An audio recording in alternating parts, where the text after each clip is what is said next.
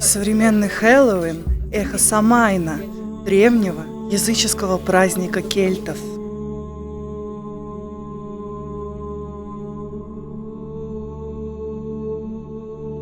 Название Самайн происходит от кельтского месяца Самхайн, третьего месяца осени, аналогичного нашему ноябрю. Это же название сохранилось у шотландцев и ирландцев. Таким образом, Самайн нес в себе тройной смысл – праздник окончания сбора урожая, кельтский Новый год и праздник почитания умерших предков. Откуда взялся современный Хэллоуин, который отмечается также в ночь с 31 октября на 1 ноября? Так как у кельтов не было ни рая, ни ада, ни, соответственно, демонов и чертей, то и о демонических темных культах, которые некоторые приписывают кельтским традициям, речи быть не могло. Поэтому и нападки на Хэллоуин, как на сатанинский праздник, не имеют под собой никакого основания. Хэллоуин никак не связан с дьяволом, но действительно имеет под собой религиозные корни, идущие от кельтского язычества. Верования кельтов включали богов и духов, фейри и монстров, которые могли быть опасными, но не являлись силами зла. Легенды Самайна рассказывают, что феи порой в эти дни заманивают людей в свои холмы и леса, завораживают и заставляют заблудиться, оставшись там навсегда. Когда христиане стремились изменить языческие верования кельтов, в VII веке нашей эры римский папа Григорий I издал указ о мягком и постепенном вытеснении языческих традиций христианскими. Не запрещая праздник сам по себе, его переименовали с учетом христианских воззрений, предметы культа заменили или объявляли христианскими. Поэтому, например, Рождество стали справлять 25 декабря, во время зимнего солнцестояния и празднования середины зимы, а Самайн 1 ноября превратился в День всех святых, по-английски All Hallows Day, канун Дня всех святых 31 октября. Затем All Hallow Evening, отсюда и название Хэллоуин. 2 ноября стало христианским днем всех усопших, ну а все языческие культы и верования были отнесены к категории дьявольских. По факту, ни демонических культов, ни ритуальных сатанинских жертвоприношений с Самайном и последующим Хэллоуином не было связано. Однако традиция одеваться в черное и красное и изображать демонических существ прижилась с тех пор. Кстати, история с черными котами, в которых живет демон-хранитель ведьмы, также рождена средневековыми христианскими представлениями. Самый необычный, вот у нас на днях купили костюм кальмара, то есть это прям костюм кальмара, потому что сейчас вышел этот сериал, да, «Игра в кальмара», вот, и все поголовно ищут эти комбинезоны, вот, и у нас висела на стенде ростовая кукла, и ее, собственно, купили.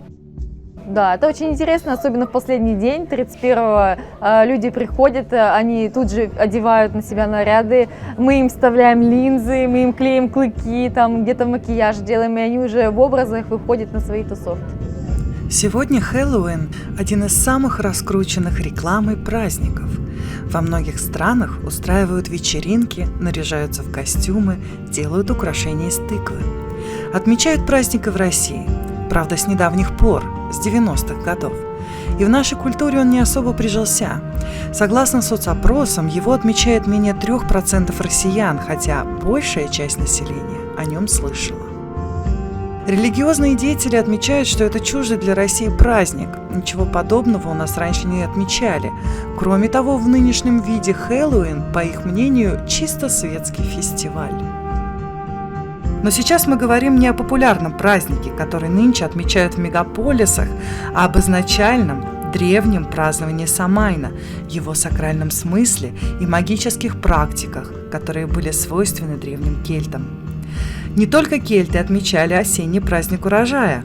У древних славян также почитался этот старинный языческий праздник. При этом названия разные, а содержание и смысл сохраняется.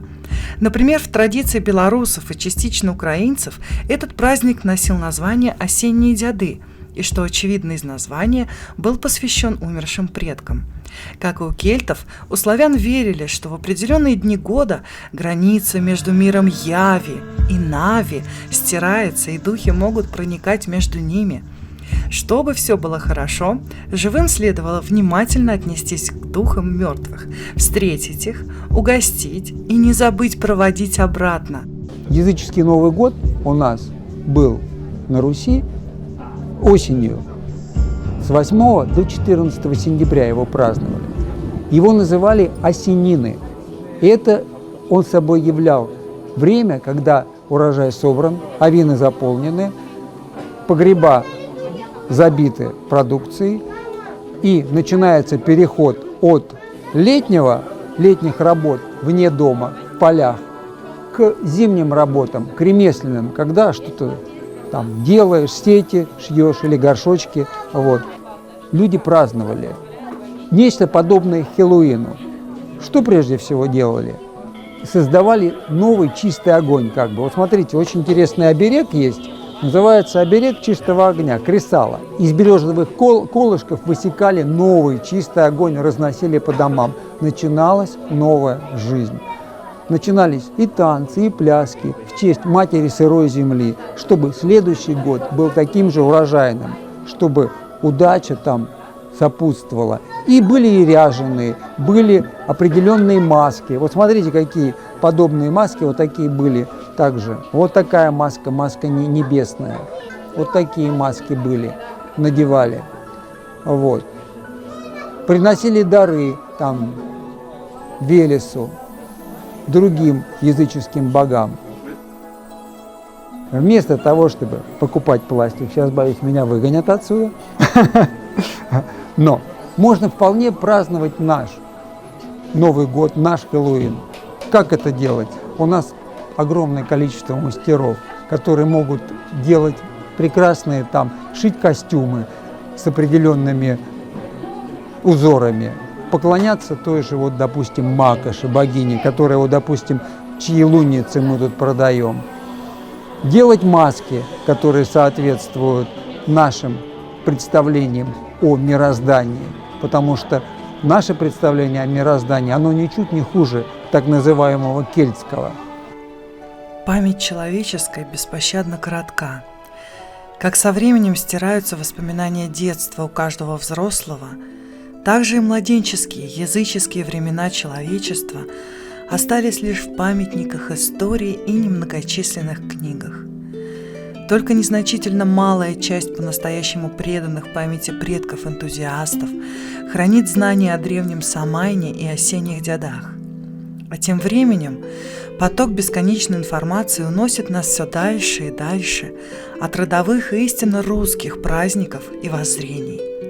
И пока корпорации, Голливуд и просто ушлые медиа-личности зарабатывают на красочной картинке, потерявшего изначальный смысл Хэллоуина, и пластмассовых масках, дешевых китайского пошива костюмах, все, что нам нужно для того, чтобы почувствовать магию праздника осени, остановиться на секунду и прислушаться к древним напевам русов. Явился хмель по болоту, ля-ля по болоту.